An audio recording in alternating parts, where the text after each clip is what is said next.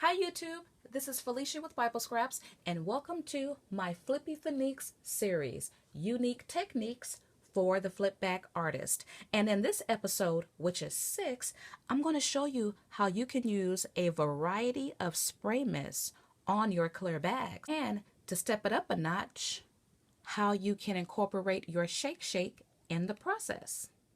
Now, if you're not familiar with flipback art, I will have a playlist link in the description box. I'll also have a playlist link for my other Flippie Funique videos. The things you'll need, I'm using paper towels to spray on. You're going to need your inks, and you are going to need clear bags. I'm using clear bags by the company Clear Bags. And I'm also going to show you how you can use the stencil with your spray ink on the clear bag.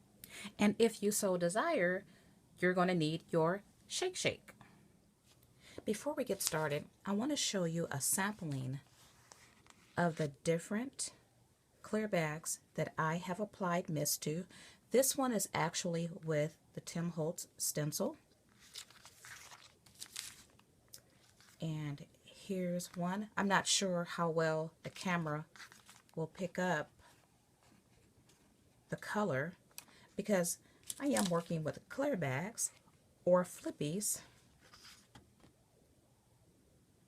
This is a golden brown tone or a bronze. And this one is a reddish color. And this one is that special flippy with the spray ink and the glitters.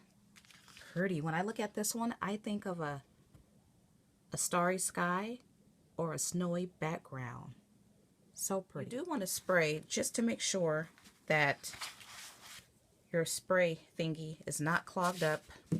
I've been having a lot of issues with mine's being clogged up, but this one looks good. So I'm going to take this flippy here, and the side that has the liner, I want that side face down. Now the great thing about working with clear bags, it's transparent, so you don't have to spray on both sides, but I want the liner face down because that's the side that has my adhesive on it. And now you don't need to prime these bags. That's the great thing about it. You just take your spray ink and you spray. You can spray as much or as little as you would like. And you notice here I have little droplets, little puddles. Well, I'm going to leave it. Probably add a little bit more. You add your ink according to how much splatter you want, how much ink you want. If I want to, I can, do this and manipulate the ink. But for the most part, I just leave mine as is. This is the fun part. You never know what you'll end up with. I'm going to use Perfect Pearls. Now, I have not tried this one yet, so we'll see if this one works. I know different companies, they have different ink formulations. And so, I don't know if it's going to work. I do know that Lindy Stampings work because I've tried that one. Okay, so let's spray this one.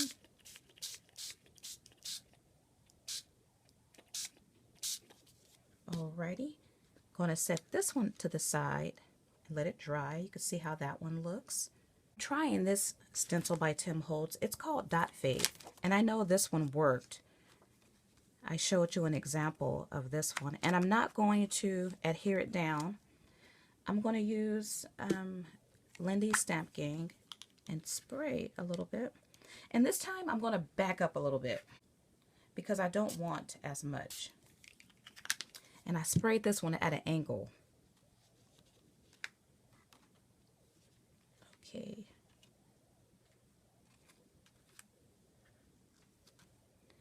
And you could see more of the texture on this one. So it could be that this stencil had larger holes in it, or it could be that I sprayed too close. This is where trial and error comes in. Just have fun and play. I'm going to take a baby wipe and clean off my stencils. Now it's time to have some fun because we are playing with our shake shake. Now, once again, I like to have my liner face down, but if you have it face up, don't worry about it. The liner protects the adhesive, so you'll be just fine. Now, I'm going to use the Heidi Swap White Spray Mist. And I'm going to add some pink shake shake. So I'm going to spray, not a whole lot. And I like how this one sprays. Not sure if you can see it because it is white, but it didn't spray out too much. So that's how it looks without any shake shake. Now I'm going to add some Martha Stewart, and this is her fine glitter. Add some of that, just a little bit, just a sprinkle. And maybe I should have added the tinsel first. Yeah, because the tinsel, it's bigger particles, and I want that to bind together. So you know what? Let me just give one more spray. Now, drying time varies depending on how much or how saturated your clear bag is. Drying time can be 15 minutes to an hour. You can also set this in a sunny window, and that will speed up your drying time. So let's do another one, and I'm using a yellow, or this color. It's by Lindy Stamp Gang, and I hope this one sprays. Hope it sprays good. I don't know. Okay, it's misty. All right. And I'm going to add a little bit more spray ink on this one. And what color do I want to use? Well, let me show you how this looks. You see the pattern that one gives. And you know, I can manipulate the ink once again and move my bag around. But I like to leave as is. And I'm going to go with white again. Oh, I keep forgetting. I need to add my tinsel first. You want to add your larger particles first, just to ensure they get a good grip. Now, I'm not sure if anyone has tried this technique and tried it on cardstock. And so I would think that it would work. Maybe I'll do a separate video on that. But you can see the texture or the design I get with this one. Let's do one more. And for this one, I'm going to use Tattered Angels. And I think this one might not give me misty results, but it might come out kind of harsh. Oops. Let me spray. You know what? I'm going to go ahead and spray on the cardstock because I want to see if the glitter is going to adhere. Okay, and for this one, let's go with blue. Blue tinsel first.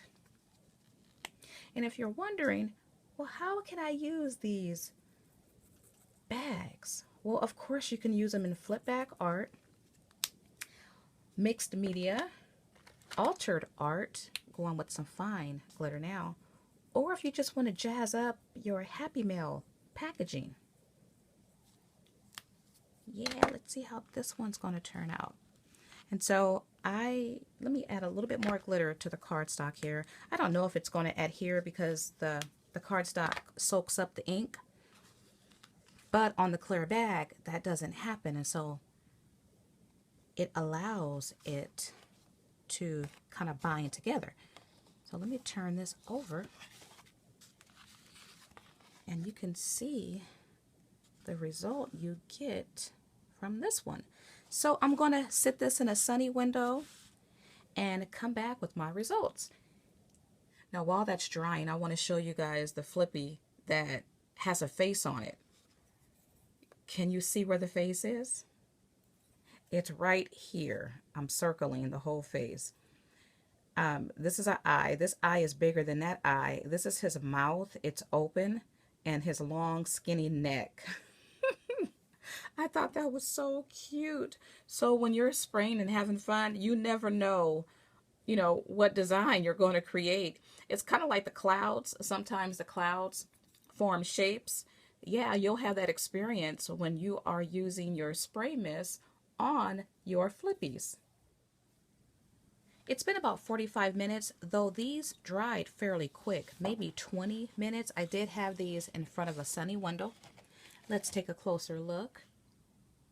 And what I'm going to do is shake it off. I see very little shake. So it appears that I achieved really good binding.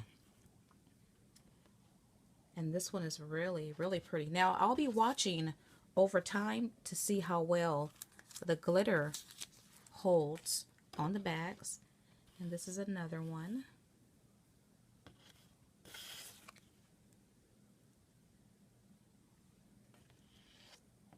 Let me shake this one. Okay, so this one I lost more shake, but there's still a lot on the bag, and maybe these particles didn't adhere. So in your trial and error, you'll figure out how much spray to use, how much glitter to use. This one I did add a lot of glitter, so I did have some excess, but still a lot of glitter remains. And then this one is the third one. I like the colors of this one. And let's shake this one. And I got a little bit of shake.